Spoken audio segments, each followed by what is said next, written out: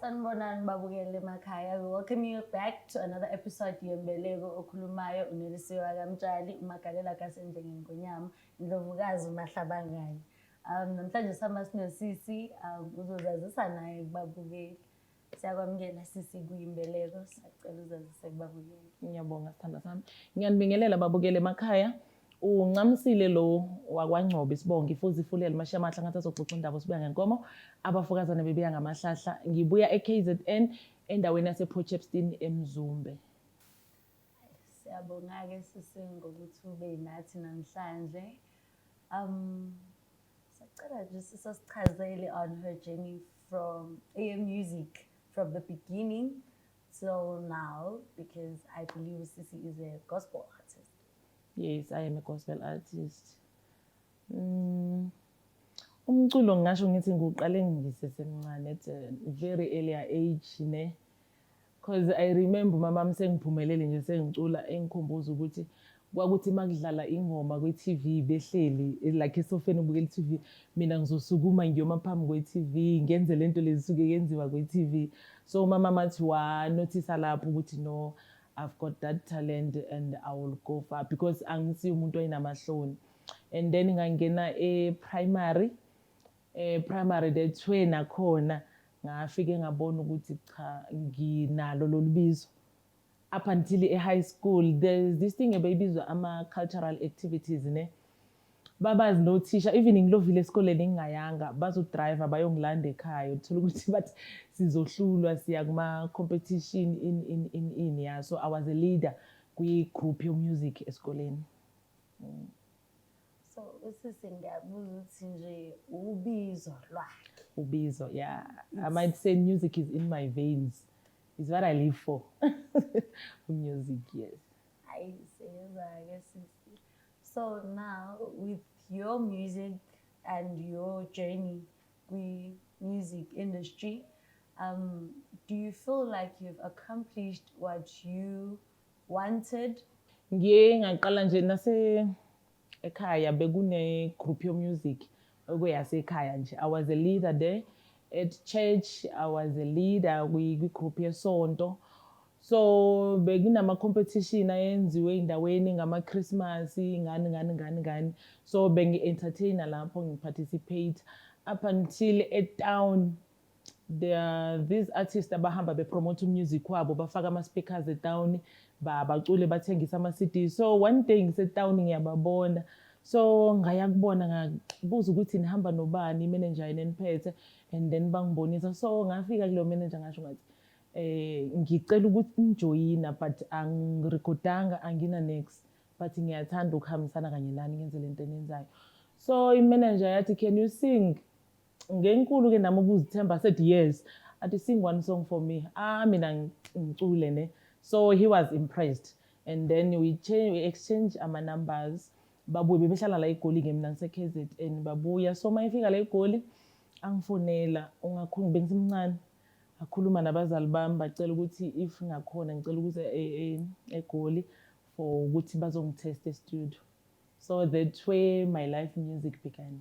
Okay, so after lapho ke usisi continued with the group until when ukuthi aqale azimele yedwa. That's if usisi uma ayedwa nje ucula yedwa and all that. So ngafika ke eGoli nangempela ngangena e-studio nga-record i-album. My first album yayithi ngihambise kahle, yayina 12 tracks, and Mr. Hendrik Nemalili, my first producer at Murangi Productions. So ngaphusha kakhulu. I was on Gospel Gold, kusasene Gospel Gold, Gospel Time, all those things. I was on radio stations. We were doing promotions all over. We traveled a lot. Cape Town, guphi besihamba nje kakhulu promoting our music. And then after that ngayenza my second album with GTP Music Production, Mr. Gabriel Chisikule, yayithi nginemibuzo. Nakhona yahamba kahle kakhulu. I was pushing. So up until ngifuna uku-extenda like ulwazi lami ku-music, uthando lami ku-music, And then my third album ngathi no ithi ngiyenze i-gospel maskandi. Because lawa manye bekuyi-traditional gospel like moya wam, that traditionally le esukumisa ogogo mabehleli phansi abona noma enyakaza so that gospel. So ngathi awuthi-ke ngishintshe kancane ngifaka amakatara like kube imaskandi. So that was my third album engiyenze e-NTP Music. Nakhona ihambe kahle kakhulu. Yezo sisuthi une-album ethi Nginama-album. ngifuna ukubuza ngale specific ethi imibuzo. Kwesebenze njani usiso seba nemibuzo to a point yokuthi usefuna nje nokuyibuza? You know, that's a sad story, Sisi. I don't wanna lie. That's a sad story. Like, mina mangikhipha ingoma ne, ngibheka isimo. Like ngibheka ukwenzeka kwezinto, indawo engikuyo, indawo like abantu abaphila isimo abaphila ngaphansi kwaso, all those things. So imibuzo ekahle kahle I was asking God about myself. Because ingoma mongayilalelisisa, most of the time mangiperforma people are crying because ngisuke ngikhuluma ngosizo lami. I said nginemibuzo because ngashonela ubhuti wami, ngashonela usisi wami, ngashonela ubaba, ngashonela umama. Like akuhlukene like unyaka nonyaka bengcwaba. So I decided ukwenza ingoma. I was asking God ukuthi nginemibuzo, why do I have to suffer like this in life? That way kwaqhamuka ukuthi title track ye-album ethi nginemibuzo. Wahileka kodwa from your track because you were sharing ipain yakho nabanye abantu. Did that have an impact ekutheni uzudlulise ke okungcono kwehlusizi? Honestly speaking, I thought ngizohileka ne. But the more I perform the song is the more I get pain worse. Because mangiperforma people bakuvuka ama-pain wabo and then bawalethe kumina. Uke wabona uthi uperforma wena kukhala umuntu laphaya. So now end up manje kuvuka those memories usuyakhala. So now bona mina ngizozama ukuthi ngikhiphe okungaphakathi kumina, bona baletha okungaphakathi kubona. So I might say losing someone, it's not an easy thing. You don't heal. You might heal like now. But mawucabanga ngaloko, the pain start afresh, the wound start afresh. So I just ask God to live with it. Whenever I remember them, I cry. After crying, I wipe my tears and life goes on. Kodwa phela sisi uma beshare usizi lwabo nawe ushare lwakho nabo, aren't you guys supposed to heal each other lapho? The problem is, Sisine, I might say, angazi ngenjani, nginey'nyembezi too much. Angisho kanjalo. When I'm happy, I cry. When I'm sad, I cry. So manje masuzongikhalisa nawe uyabona ngizokhala vele, ngizokhala. So but ngiyazama because ngilo muntu lo talented. I'm not doing only music. I might say I'm multi-talented because the time ngiyenza music ngisakhula, I was doing modeling as well.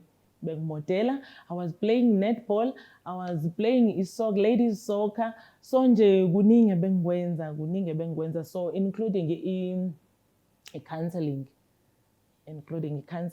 nayo ngiyayenza. Even though it's tough shame ukuthi umuntu eze ney'nkinga zakhe nawe ngalapho uthwele yakhe imithwalo, but I made sure ukuthi if ukhulume nami at least i-life yakho might change. Ufika kumina ukhala ubuyele emuva ususmile usubona impilo ngenye indlela. Okay, usisi angathi ukusichazela kabanzi because she's saying she's multi-talented. Yes, I'm multi-talented. So she does all that. Can you go deeper on the other things that you do besides music? I'm acting as well. I'm an actress. Even though ngingakabi like ama-role lawa deep, but basangibiza because sengishutile several times.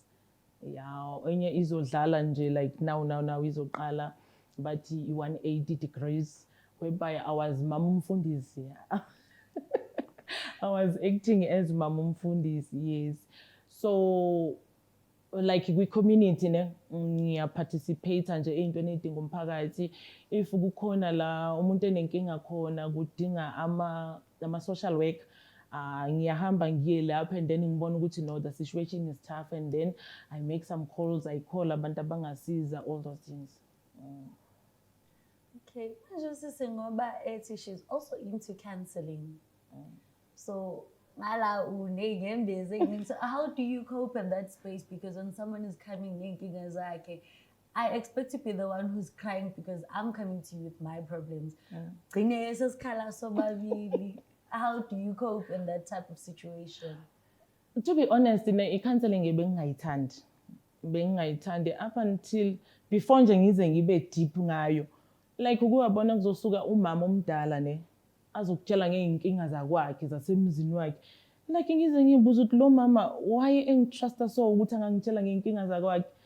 Ngizothi ngithi ngisanake lokho kuqhamuke nomunye like angixoxele athi it's better if I cough you out kuwe. That's why ngabona ukuthi no, which means people bayangitrusta ngey'nkinga zabo ne. So awuthi ke ngizame. Like ngazama ngempela kwenzakala. Ngiyakhona ukuzibamba sithanda sami. Ngiyakhona ukuzibamba uthi ukhala fine nami ngizoba nalokho, but I will wipe my tears, but I will make sure ukuthi esimeni ofike ukusona uyachange, uyaduduzeka, uyabona kanjalo nje. Manje sisi uthi ubizo lwakhe nje ngathi nje lu-around into enobusoto phakathi ngoba uyacula ekuthe umama Mfundisi. So how does that make you feel ukuthi you taking your talent and utilizing it for ukuthi ukusondeze kuNkulunkulu? I might say ngidalelwe kona lokho sisi. Angeke ngize ngikubalekele. Angifuni ukuqamba amanga. Because ukwabona wena mawunenkinga ne kungabi khona umuntu ozokusiza. Like even wenza ama-calls nginenkinga so people will distance themselves. But bona mabadinga usizo, I will make sure if ungitshele ngenkinga yakho ne kujike kube eyami. Angizokufonela usu-right wenze kanjani, like ngiba isicefe. I'll make sure ukuthi entweni obungitshele yona uyaba right. So I might say uNkulunkulu ungiphile lawo mandla ukuthi ngibe usizo kwabanye abantu. Guys, angeke nibe ne-stress ebekhona sisincane. Guys, try finding healing. Nihambe niyokhuluma nosisincane for iy'nkinga zenu. Mhlawumbe ningasizeka kwazi ba it's her calling after all.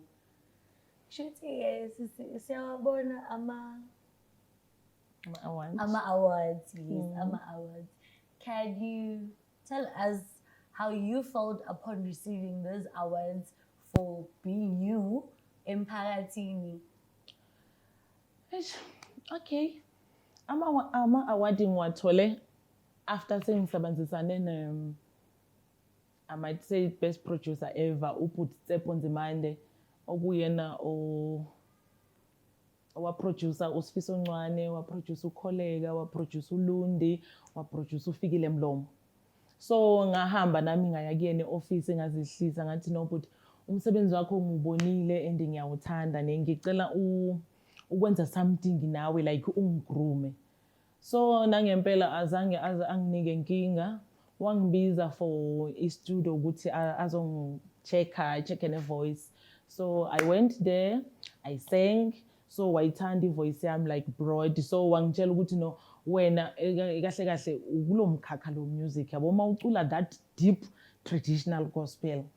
So after that sangena e-studio ke ngenza cut and edit studio, ngenza na i-album with 12 tracks. So uPutsepo wayeloku engikhuthaza ukuthi no, your voice is very good. Like whenever you are singing, benginokuhamba naye ngiye kuma-shows like Mshito namanye nje ama-shows lawa, those bigger shows, and it was my first time sharing a stage nama-bigger giant music. So angitshela ukuthi no, you are talented, like really. So it's time you take your music career serious. And then ngangenela kwenye ama-award ingoma award. Like I was scared. Ngangenela and people voted for me and then ngawina. Ngene nge-album le Gospel Maskandi. So bantu bangivotela ngawina i-best traditional Maskandi album. And then kwakhona amanye ama-award bawubiza i-EVMA award, and then khona ngangenela futhi, and I was nominated. Ngangenele for music, but after they follow my journey, bona they decided ukuthi no, lo muntu udlala enkulu role emphakathini, and then banginikeza i-album i-best community life changer. So lokho kungikhuthaze kakhulu ku-music, kungikhuthaze kakhulu, and I'm working hard. I want to see myself ngi-owner i-studio sami, helping other upcoming artists ukuyabona. Okay, ngoba uyasho ukuthi khona le award ayiwine nge-album yakhe ye-Gospel Maskandi. Canje sisiculele nje eyodwa. Ikhona ingoma engiyithanda kakhulu engayicula negroup yamaskandi asebebadala bababiza ngoFeleba. Ithi musukuthi awumphiwanga, musukuthi zico omunye umuntu, musunyanya omunye umuntu, ayibo akwenziwa kanjalo. Hayi sisivoice ngathi mnandi. Afuna nje usiphinda ngenye sithi. Hawu Nkosi yami. Uhileka nathi. Okay, kwi-gospel zikhona iy'ngoma zimnandi kakhulu iy'ngoma zami. Khona ethi siyacela kuwe Jesu, yiba nathi kule ndawo khona sisendlini yakho. Woza njengokusho kwakho, kwathi-ke lapho behlangene ababili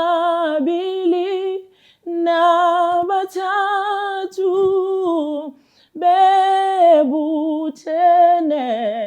ngezwi lakho, gomba khona na bonayo. So abazalwane mabefuna ingoma Nkosi yami zikhona kwi-YouTube. Uyangena kwi-YouTube usearch uNcami Ngcobo. uNcami wakhona uNCAMIE. Ncami Ngcobo. That's where uzokhona ukuthola umusic wami. Guys, hamba niyohileka man ku-YouTube. Shilo Sisi uNcami on YouTube. You guys just go get healed. Siyabonga sisinge ingoma. Ayo zimnandi ingoma zakho. Lezo zimbili osungenzele zona. Kuyakhululeka nje nasemoyeni lento kodwa ibophile. Asiyabonga sisi. Sengiyakhohlwa phela sengirekhodile imusic isemningi kakhulu. Ngiyenza i-gospel, deep gospel, ngayenza i-traditional. So i-youth ayizwani nokuya esontweni. Angazi ukuthi ukukhala enyonini nge-youth uyithola ilapha yathina sifaka izembatho sihamba siye esontweni uphambana nabo kuyashona le. So the other day I just sat down and think ukuthi no, yazini man, awuthi ngiyenze amapiano gospel. Yeah, so ngayenza another two tracks mapiano. So sengiyashaya lapha ya and it went well ngalendlela esimanga. Nakhona abalaleli emakhaya babukele emakhaya bangahamba bayo search lapha ku YouTube. Ikhona ingoma yami yamapiano ethi ngiyamthanda uJesu nethi mdali wami. Bazobusiseka nje kakhulu leyo ke especially for abantu abasha ngoba ku jive lapha ya. Bathini bathi estrada babiza kanjalo kangiyazi nalezo zinto bathi okwestrada. Ungangena ku-YouTube ke mbukele emakhaya udownload umusic kaNcamisile Ngcobo. Manje usisi, I believe she's now a parent. Yes. Ngoba ukhala ngokuthi i-youth does not like going to church. Njengomzali, because you're not only a parent to iy'ngane zakho, Exactly. umzali to everyone out there who's young enough to be your child. Kukwenza uzizwe kanjani ukuthi iy'ngane azifuni ukuya esontweni but instead bafuna ukuya la abazoziqedela khona i-future yabo, bamoshe iy'mpilo zabo and all that? Ish, ya ne, wathinta enye indaba enkulu isikhathi esiphila kusona sinzima kakhulu. I don't wanna lie. Ayikho into ebuhlungu njengokubona umntwana omncane eziphendula umama omdala. Ukuyabona uze nawe uthi cha, ngimdala lo muntu, maybe ngimshiya ngabo 20 years, 25 years, but ngathi uyena omdala kunami. The way abantu abasha abadestroya ngakhona amathempeli kaJehova emzimba wabo ngakhona, abantu abasha baphuza like nobody's business, baphuza like I don't know. And okubuhlungu umuntu uma uhlala naye phansi, why ulahlela impilo yakho ku-dustbin so akutshela ukuthi unama problems. And most of the time mangiperforma ne, ngiyayiperforme and then ngiyenze ne-motivational speaker kancane, and ngiyayibatshela ukuthi ababukele kumina ne, mina ngifike la eJoburg ngimncane, like raising myself without parents. It was hard, it was difficult. I was staying alone, like there was no one ozongitshela ukuthi I mustn't go there at this specific time, like, but ngayitshela ukuthi you know what, at the end of the day impilo eyami. If ngi-destroyer akekho ozosafara but me myself. So I just took problems, ngawabuyisela ecaleni. I took step forward. I asked God to intervene ukuthi uNkulunkulu wami, ngicela ukuthi ungenze ngifike la ngiyakhona without any wall ezoba phambi kobuso bami. So iyaye ingiphathe kabi lento yokuthi umuntu omusha azokutshela ukuthi ngiyaphuza because nginenkinga, ngiyaphuza because ngashonela abazali, ngiyaphuza because life ayingihambele kahle. Ayikho leyo nto leyo. Ayikho. Instead is the more you destroying yourself like hell. Uthola ukuthi umuntu usebhema ama-drugs, uthi une-stress, angeke size siphele i-stress. Fine, uzophuza, you'll be drunk, after that uyalala, uyavuka ngakusasa ususobha, iy'nkinga sezibuyile. Uyaphuza, bayakuthatha abantu besilisa lapha ya usuphuzile, and worse manje ngiyaye ngizwe like ukhanselisha uthola ukuthi umntwana bamgcobisele kwi-glass kade ephuza ngayo, wavuka sekwenye indawo, akazi ukuthi ufike kanjani lapho, akasakwazi ukubuyela emumva, and worst of all kune-human trafficking. So wena uyahamba uyebumnandini, uyalahla lapha bayakuthatha uphaphama kwelinye ilizwe. So nje isikhathi esiphila kusona si-difficult kakhulu. Sidinga ukuthi thina bomama esinabantwana, bathi ma umzali awubi umzali kumntwana wakho kuphela, but umzali kuwona wonke umntwana. Sidinga umkhuleko. We need to pray very hard. Usathane ungenelile kubantu abasha ngotshwala. I don't wanna lie. It's tough, it's painful, it's hard. So I, as a youngster, let's say I've tried praying, I've tried approaching abadala, and they're not deeming useful to the kind of problem that I have. What do you suggest I do? Because it seems like you're strongly against me seeking usizo from using substances and all that. In Zulu, bathi ngeke ungalisa ihorse emanzini, but malingafuni ukwaphuza amanzi ngelize liwaphuza. Kanjalo ini le ingulube ungayikhipha odakeni uyiwashe ne ibe right, but izobuye ibuyele odakeni. Mina ngiyenzile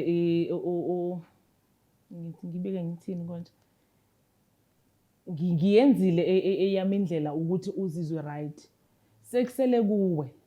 At the end of the day i-life eyakho, whatsoever consequences ozohlangabezana nako okwakho.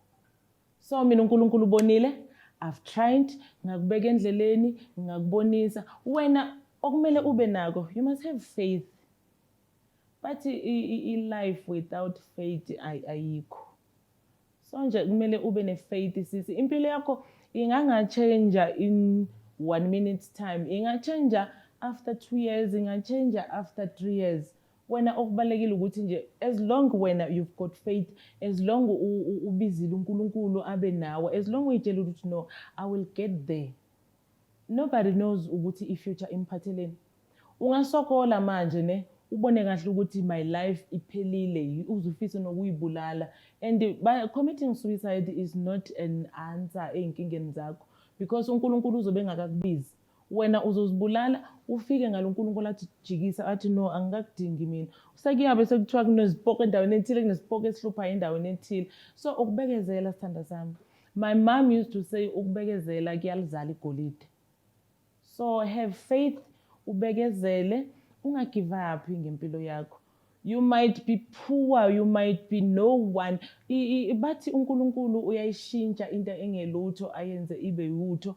After all those struggles, you might find yourself also a millionaire. And mawubaxoxela abantu ukuthi mina I once ate kwi dustbin, ngeke baze bavume, bayokuphikisa. But like me, I once slept at Park Station.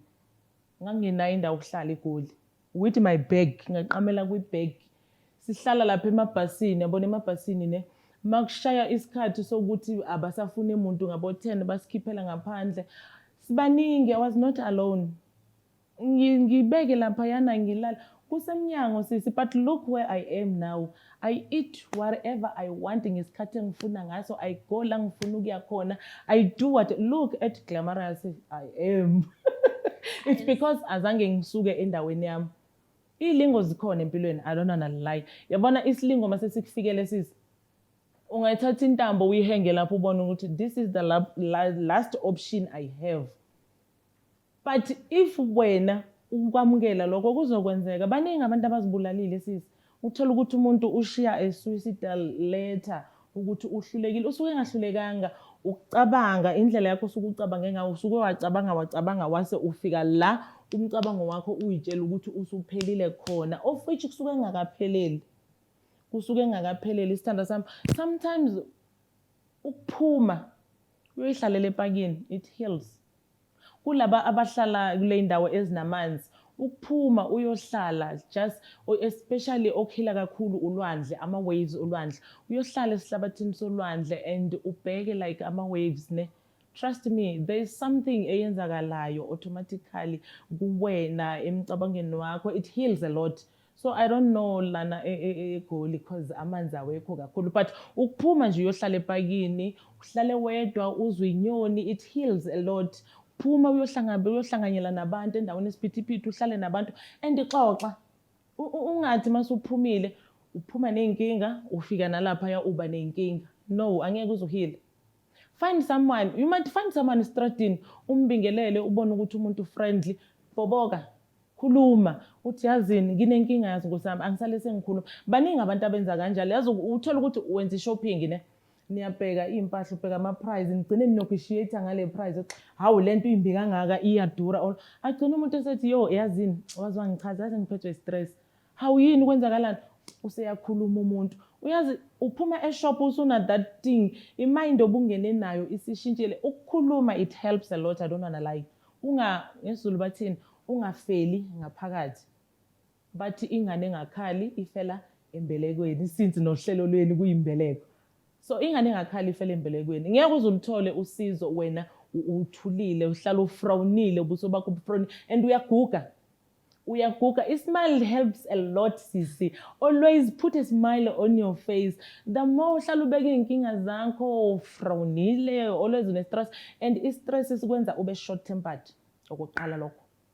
You always short tempered, rough, uzogcina usejele. Uzogcina usesibhedlela, uzogcina ICU. So try by all means ukuthi impilo yakho yakho. It's you who will decide ukuthi wena ufunani ngempilo yakho. Fight for your life, fight for your better future. Trust me. And lastly, don't forget uku-invite uNkulunkulu ngaso sonke isikhathi. uNkulunkulu must be there. Yes, sikholelwa ey'ntweni ezingafani. Others babelievela kuma-ancestors. So if you know ukuthi ancestors are working for you, who am I ukuthi ngikutshela ukuthi no, yekela? No, I'm not God. It's only God ozokujaja ukuthi ngesikhathi sakho sokugcina ngoba phela ikhona i-judgment day. But if you see ukuthi ukuphahla kuyakusiza a lot, phahla as much as you can. If you see ukuthi praying helps you a lot, pray sisi. Pray. Ukupray akusho ukuthi you have to go to church. Do you know what you can pray even use-toilet? You can pray wherever you are. Ukupray akusho ukuthi you have to shout, Shanderi yobo, go to church. No. You can speak like ukhuluma nomuntu. Nkulunkulu, I need this and I know ukuthi izokwenzeka. Please, ngiyaphuma manje, go with me. Like ukhulume njengohlanya. Trust me, uNkulunkulu uyakuzwa. Isiphiliswa amazwi esiwakhipha ngemlomo yethu. If wena ukhuluma amazwi akudestroyayo, you'll be destroyed. If wena ukhuluma ukuphila phezu kwempilo yakho, surely uzophila. Is what I can say. Sekune-album lakhe ake waliqamba ngaphambili ethi nje kunokuhambisana kancane nalento esikhuluma ngayo elithi imibuzo, nginemibuzo. I think. Oh, bese sakhuluma ngayo ne imibuzo. Kodwa kuba sisekhuluma nje liyabuya but emqondweni. Sicela sisathi usijulela kancane kulelo album. Eish, ingoma yakhona ithi okay, ethi ngizama ukuyicula kancane. Ithi nginemibuzo Nkosi yami, nginemibuzo Baba wami. Owokuqala umbuzo, kutheni ngihlupheka kangaka Nkosi? Baba wesibili umbuzo, kutheni ngihlezi ngikhala njalo? Owokuqala ukukhala, ngakhala ngishiwe ngubaba wami. Ayo wesibili ukukhala, ngakhala ngishiwe ngumfowethu. Baba wesithathu ukukhala, ngakhala ngishiwe ngudadewethu. Baba mangonile, ngisiza ungithethelele. Anje ngiyakhuleka, cela ungixolele. Oh Nkosi.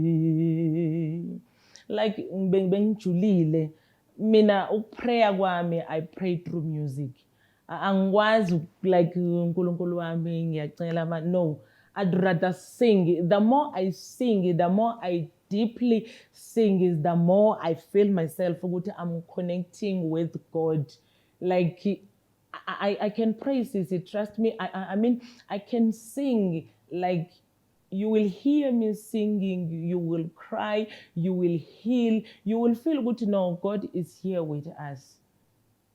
Yes. Bese kuzoba khona enye nayo ingoma ne. I like that song. I like that song. It's Sizwile ukhala kwabalahlekile. Baba siyabathandazela Nkosi mabaphile.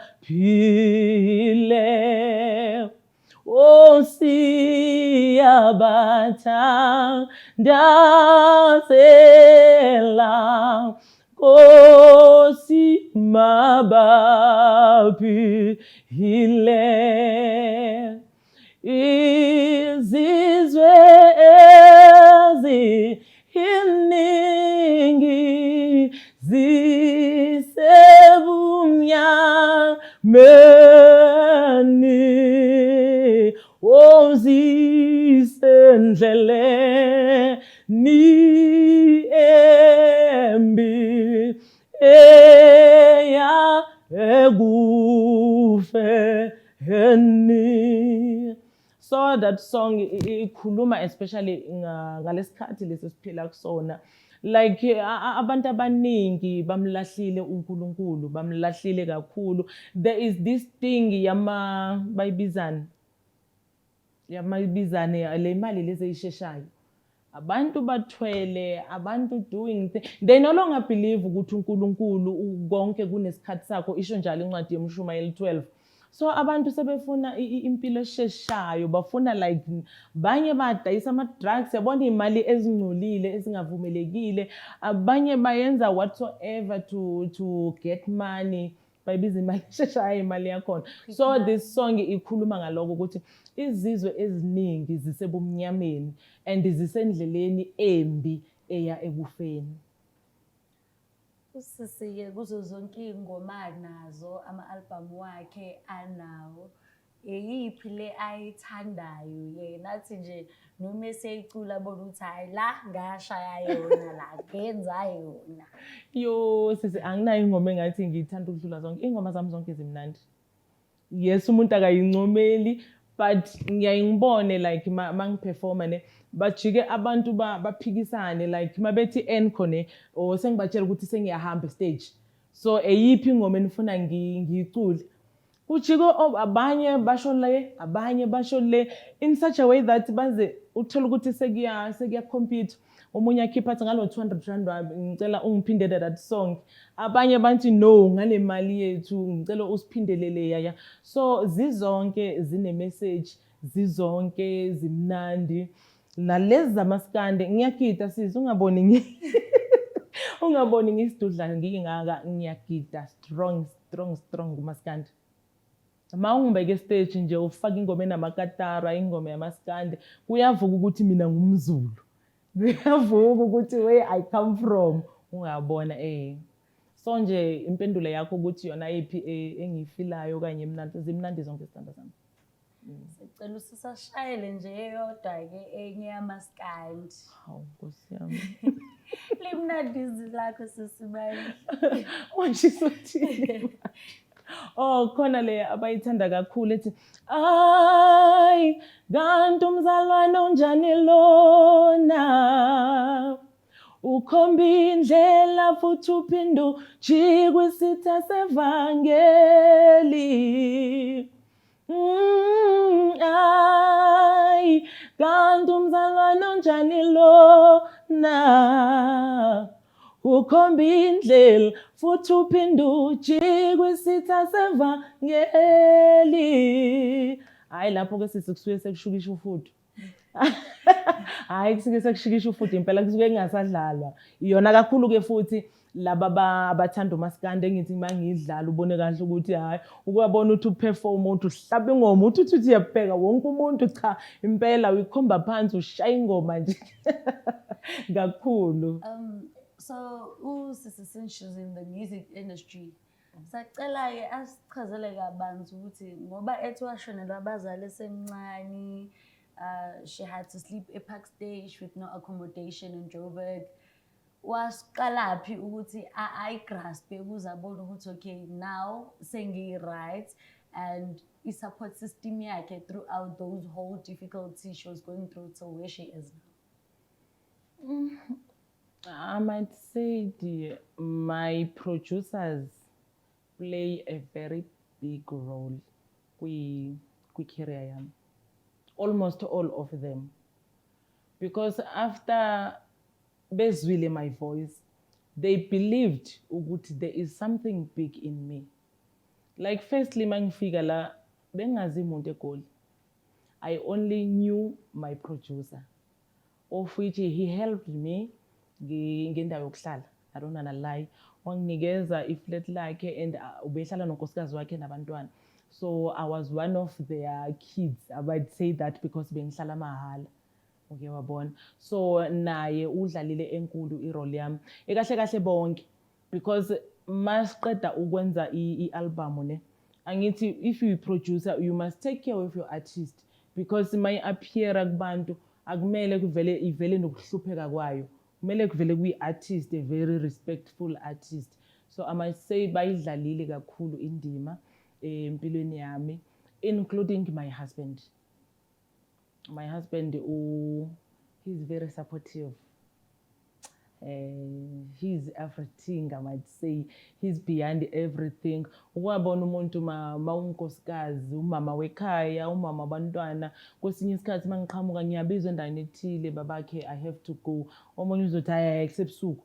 You can't go kuma-performances asebusuku. Like you can't go ngiyakudinga endlini inabantwana bayakudinga. But yena ne wa-accept ukuthi nginobizo and kumele ngilifezekise ubizo lwami. So I might say he's playing a very big role kwi-success yami. Financially, physically, mentally. Hayi ismile sasisi mayekhuluma ngo-husband. Guys nana nithole u-husband abantu ismayilisa kanje. Siyanicela tu. Since she is in the music industry, which literally makes your life a public, it makes you public, yeah, you're a public figure. Wonke umuntu nje is just there looking at what you're doing. So what are the negative impacts being a public figure that has brought to your life? Ngona kuyabhora, I don't wanna lie. Because empilweni sinama-problems, akekho umuntu ongenayo inkinga. Sometimes ube frustrated, ube ne-stress, and une-stress nje you are going out, you are going to perform. So mawuyo performer, they don't need your stress. Ukuthi kade ukhala, ukuthi ureceive indaba ezibuhlungu, they don't need that. They want you ukuthi mawuse stage ube that muntu abamfunayo ozobajabulisa. So that's the other thing esithwala kanzima kuyona. Uthola ukuthi awukho right, uyahamba like a town, people bafuna ukubona that ncami with a smile. So sometimes ukuhambe nanombani uyaba nenkinga, uthola ukuthi uyahamba like uyazicabangela umuntu uzohlangana nabo, but kuwena awukho ukuthi uza kubona. They will greet you, you'll keep quiet. To them it's a big deal. Uyazitshela in uthola ukuthi awubabonanga, awuzwanga, like honestly speaking. But kubona usuyabhalwa kabi emaphepheni, usumuntu oyitshelayo nje now will no longer support your music. Who do you think you are? All those, they are just discouraging lezo zinto lezo, because now we have to explain yourself. I wasn't in a good condition, I'm sorry. Nabo bayaba nenkinga. I don't know, every muntu uyaba nenkinga, but bona, they expect you to be like all the time. Of which it can't be. It can't be, guys. Nanoma omuphi umculi bafethu, uma uhlangana nomculi umthola ukuthi akekho kwi-mood right, you have to understand. You have to understand. The industry is stressfully big time. So mawumtholile off guide othola ukuthi akekho to that mood ne, the other day uzombona uzobe right esmile. So like ngiyangibone ngama social media, I'm no longer supporting that one, aveyitshela une pride. No guys, nkosami kuningi nakhona to be in a public figure, kuyastressana. Like mina, I used to say mangifika ngasekhaya, after they saw me, I was on Smoke and the Mirror. Ngaphuma several times with Smoke and the Mirror. So they were calling me, ngasekhaya sesine celebrity. I hate that word. I hate it. I don't wanna lie. Futhi nabo ngangize ngibatshela ngiyanicela guysini, ngilo wancamisile. I'm that rural area girl. Nje ayikho into eshintshile, because life of a celebrity is expensive. Very, very expensive. Uzongithola ngikamayimayi ngidlela inyama, when you expect me ukuthi ngiyodla esantini, uyabona sekuyakhosta ngithi now nifuna ngibe celebrity. I can't go esantini ngiyodla amasushi, angidli lonto. Mina ngifuna inyama. Unfortunately angidli inyama enhloko. Inyama enhloko ayidliwa abantu besifazane. Ngifuna inyama yokosa mina, ngifuna ithumbu, ngifuna ukubumba uphuthu ngidle. So manje angithi seningibona njenge celebrity, niyangithola ngibumba uphuthu. Hayibo lona udlalana endaweni e50 so engcole so uyabona. So life ye celebrity iyadura and angifuni. That's quite expensive. Expensive. Uzongithola ngowakhe edrobheni ngihamba ngenyawo. Awuzimbonile shame ewegudula amaphaqaphaqa. Awuzogqoka esinasi kanjani uyabona. So angeke ngisaphila impilo yami, sengizophila impilo yabantu, of which is wrong. whoever you are, whenever you do, put yourself first.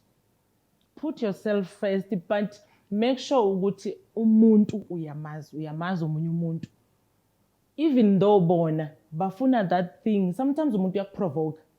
Just ukuthi kuze kuyovela that umuntu nomuntu unama two sides. Khona that other side efihlekile. Khona that other side.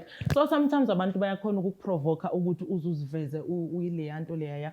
So we always make sure, I always make sure, even abantu like abangaziyo bazongifakazela la khona mina kumele kuhlekwe, kumele kujatshule. Mina ngiyakusukela ngingakwazi estradini ngikubona ufrustrated, inkinga zakho ke shema ngihlangene nazo awuphoxanga mina, let's smile, like uyasmile ngempela, ngikuthole like usad ngichiya up kwenzakalani. Hayi man, if nginayo imali I will give you 10 rand, awuthenga i-cold drink lapha yana uye kulokuba nenkinga. So I'm that kind of a person, like abantu bangithanda ngaloko. Even ngiwenzile ama-promotion ema-taxi rank, I've been estradini sisi trying to promote my music.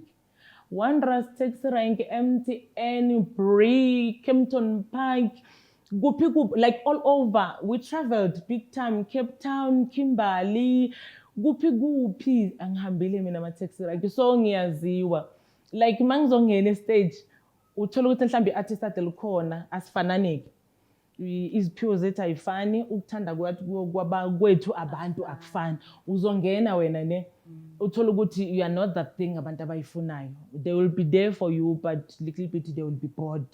Uthola ukuthi ngiyangena mina, like the only thing I notice mangene stage bazothi sesiyohleka, like ngiye stage vele ngiyahleka already because sebe awusengena usisincami, hayi siyohleka ke manje ngisawubikela usisincami. Like abantu, I don't know, I'm that comedian sort of sometimes, because ngicina mina ngithothi ngizocula 3 songs, the rest of the time ngidlala nabantu, siyancokola, kuyahlekwa, ngiyabadelela, bayangidelela buyela back. So bagcina abantu sebelapha, like they like that as well.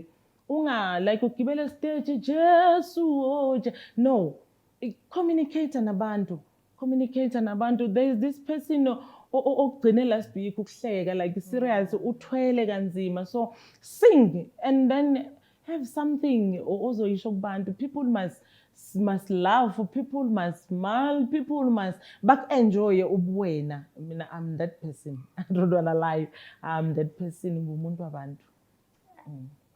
Should say, in the music industry, we know there are difficulties in the industry. Big time. Yeah, so does Usisi mind sharing difficulties that she has came across in the industry and how she has worked on solving those difficulties?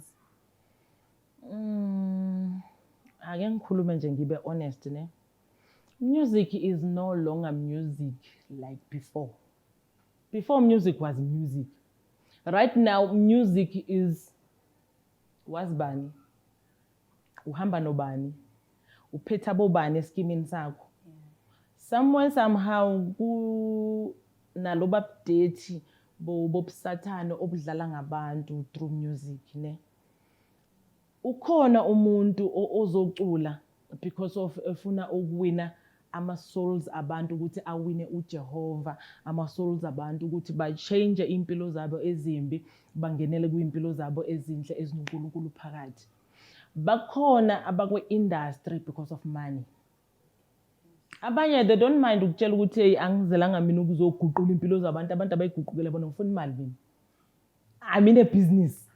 Kukhona sisi, like nanokuthi uthola ukuthi you were supposed to be on a show. Like everything is confirmed, everything ihamba smooth. Only to find usuyakufonelwa, usuyakhanselwa.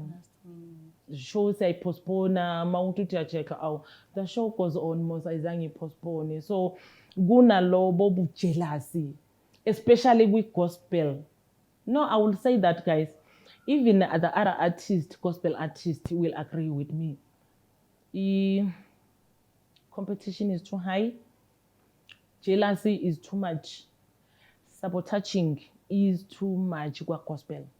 Mona is too much, I don't wanna lie. So those other things is discouragenayo. Like if kukuthi music ubungene like ngena kusiyo into uya give up. So mina I'll never give up music. I will never give up. If uNkulunkulu engibekile, I will sing even sengugogo. I will keep on yay bantaba. Because music is in my veins, is my calling. I like music with all of my heart. So nagma upcoming artist, if uzongena music, you must know what is tough. It's tough. There is not an easy journey. It's not an easy journey. And worst of all, mawenza music, you supposed to have other things aside ozenzayo, like ezizongenisa imali financially, because you can't depend on music. You can't depend on it. Shame. You must proper like now this month ubona ukuthi no ngisebenzile imali ikhona. Thola ukuthi the whole year everything is down. Everything is down. So if ungenazo ezinye izinto ozenzayo uzosurvive kanjani? And another thing, fundani bantwana sekhaya, fundani. Imfundo ibalekile. Ungazubone abanye ama-artist edumile utshela ukuthi nawe uzofana nabo. No, akuhambi kanjani. Inhlanhla zabantu azifani. So funda. Education must come first.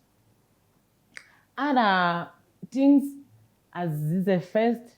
Music ungawuthathi part-time. Angabi full-time job yakho, because uzo discourageka ugcine give up. Is all I can say. Le education yenu, you guys, enibancane. Education is for you guys. Ish. Anyways, siyamuzwa lapho sisi uyaqina nje ukuthi yena she'll never give up. What What keeps you going? Because there has to be something besides that spiritual ukuthi ubizo lwakho. What else keeps you going?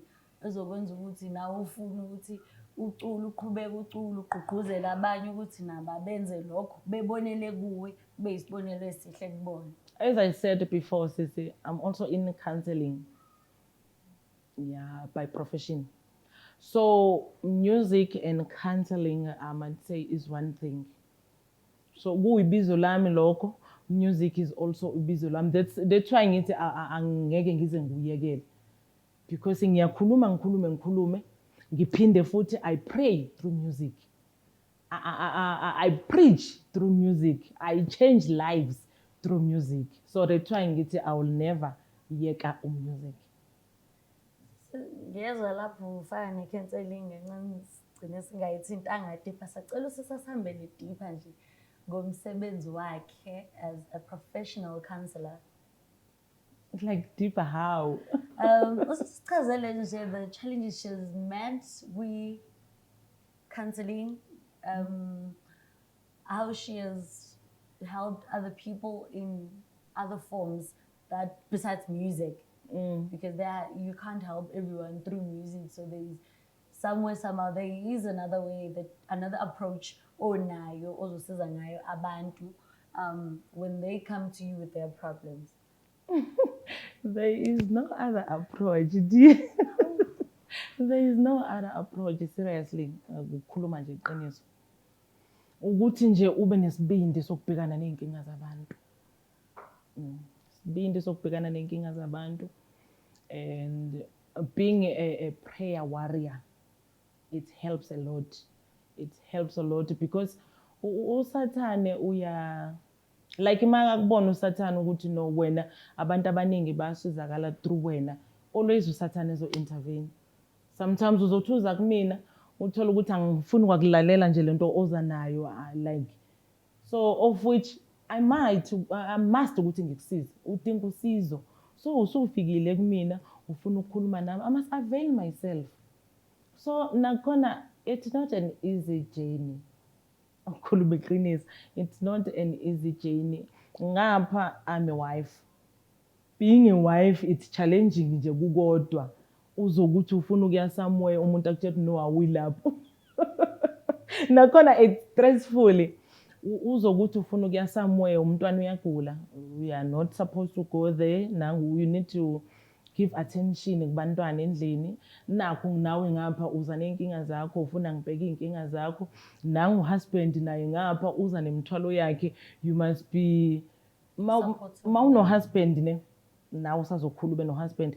Awubi only i-wife kumyeni, uba umama wakhe, uba umfowabo, uba usister wakhe, uba i-wife. Uyabona, all these things, it's challenging.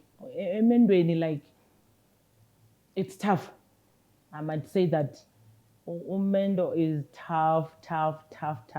Ngizwe nje abantu abadala mebexoxa ukuthi bayabekezela, like uthi uyasilalela isitori ubona kahle ukuthi no, I was not gonna stay mina. Ugogo bethu mabekhuluma, no, I was not gonna stay. Like ezinye inkinga uyabona nje ukuthi le yayidinga ukuthi nje kube take your way, I take mine, kuphele kanjalo. So namanje imishado eminingi ne it's tough, sis. People bakhona emendweni, they've got years and years, but mawulalela isitori sabo kunabantu abahlalayo endlini but abakhulumisana. They are in a relationship, they are married. Uthola ukuthi iyaphela inyanga akukhulumisana. Kunomuntu ohlalayo endlini akadli, akakudla ukudla kwankosikazi. But out there thina sazi ukuthi abantu bashadile, sazi ukuthi abantu they living a better life, only to find ukuthi mase uzwa ama stories kunzima. Kunabantu abachithayo, uthola ukuthi umama usefandathe kaningi ukuthi umyeni uyachitha, wambamba waxolisa because of isisemendweni, ubhadalile amalobolo, ama-stay, amasibekezela. So i-youth yanamhlanje ayisenalo lo thando lokubekezela. You better, I better, is what they say most of the time, and it kills ama marriages big time. It kills ama marriages. Ukhuluma, most of the couple, they don't talk. Angazi mina angeke ngikhone ukuhlala emshadweni la I will never cough out kumyeni wami ukuthi this thing nale angiyifuni, ayingiphathi kahle, then umyeni wami must understand. Uthola ukuthi omunye uprefera unonkosikazi ne unabantwana, but Friday when we are disappear, uyobuya Sunday usuzolala uvuke ekuseni uye emsebenzini. Ama marriages anjalo, amaningi anjalo. So nje i-counseling yona itself, it's stressing in such a way that angathi umuntu uyakufonela sicela ukukubona uthi no angikho, of which ukhona because kunzima.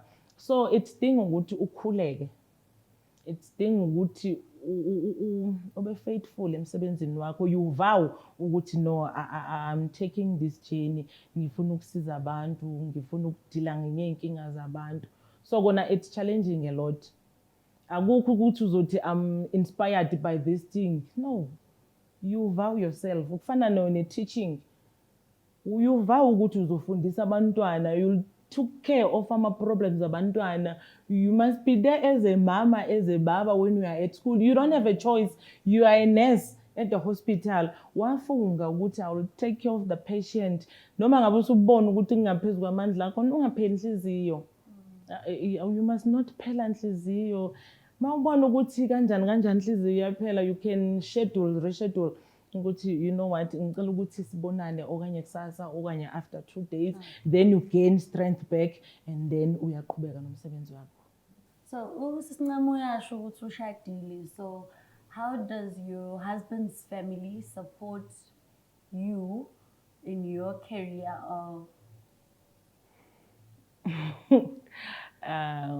They are supportive. They are supportive. Although kukhona ke lokho phela ukuthi mase unkosikazi womuntu usulotsholiwe sekufanele uhlale ekhaya, gadumuzi, ubheka abantwana, uyolima. Uyabona kanjalo.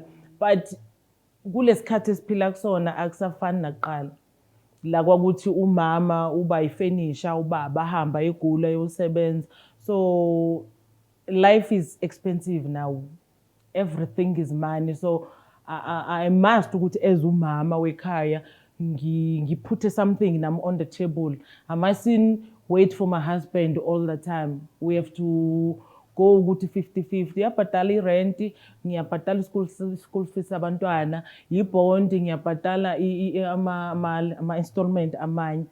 So my in-laws, they don't give me that problem ukuthi no. But there are other in-laws who still believe ekuthenini unkosikazi lutsholiwe hlala phansi ekhaya. Usebenzani umfazi. Ngike ngeza nabanye nje obhuti obaba babexoxa kuma social media ethi mina umfazi wami cannot allow umfazi ayosebenza ayobona amadoda basho kanjalo. Cannot allow umfazi wami ayobona amadoda ngikhona mina ngisebenza, especially this thing yokusebenza ebusuku. Kuma marriages iyayibulala strong because omunye yasho ukuthi I'm not comfortable. Ngisendlini ngilele, umfazi wami is out there, angimazi ukuthi wenzani namanye amadoda. Uthi uyasebenza vele usebenza namadoda, awuna choice. So ezinye izinto nayo ziyayibulala imshado, ziyabulala ubudlelwano, because nakhona kuma in-laws they end up, why wena uvumela umfazi enze so kuze kuthiwe no miyekela sebenze kanjalo uthatha omunye umfazi sekufanele uyindoda ibe nesithembu. That's the start of inxushunxushu futhi kuma marriages. I might say that, yeah. Siyabonga Sisinumbi, sicela uSisinuma cela abalaleli ukuthi utholakala kanjani ma social media pages, bafuna ukukulandela, those who want to listen to your songs, sicela ukuchazela abalaleli ukuthi utholakala kanjani. Ngikhona ku TikTok ezincami Ngcobo. Uncamo wakhona it's NCAMIE. Ncami Ngcobo on TikTok, Ncami Ngcobo on Facebook, Ncami Ngcobo on Instagram. My number is 06 for bookings. Please guys, angibafuna hi, ngibafuna ukuthi you are beautiful, sengithathiwe ngumuntu wabantu, ngicela sikuhlonipheni lokho.